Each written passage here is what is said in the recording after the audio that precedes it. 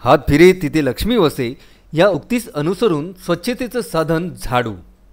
दीपोत्सवाच्या पर्वावर सर्वसामान्यांची खरेदी झाडूपासूनच होते बहुधा। झाडू खरेदी केल्याशिवाय दिवाळ सणाची खरेदी अपूर्णच।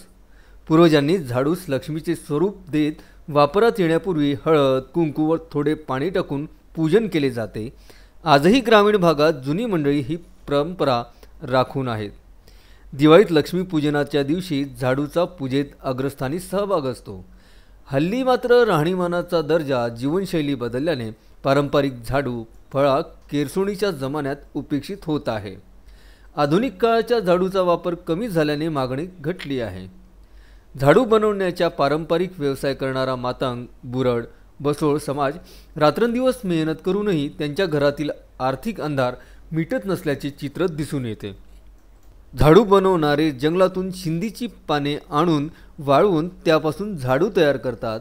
मेहनत घेऊनही झाडूस योग्य किंमत नसल्याने त्यांचा आर्थिक अंधार कायम राहत असल्याची भावना झाडू कारागिरांनी व्यक्त केली। व्यापारी कमी किमतीत ठोक खरेदी करून दुकानात जास्त किमतीत विक्री करत असल्याने झाडू बनवणाऱ्यांचे आर्थिक शोषण होत आहे। दिवाळीपूर्वी 2-3 महिन्यांपासून फळे बनवण्याची तयारी सुरू असते। घरातील सर्व सदस्य या कामी गुंतलेले असतात। मेहनताण्याच्या मानाने खूपच कमी पैसा त्यांच्या हाती येतो, तरीही परंपरा कायम राखण्याकरता व्यवसाय ते करीत आहे।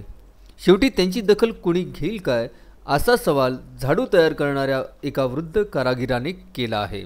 मारुती पाटणकर, विदर्भ न्यूज, चुरणी।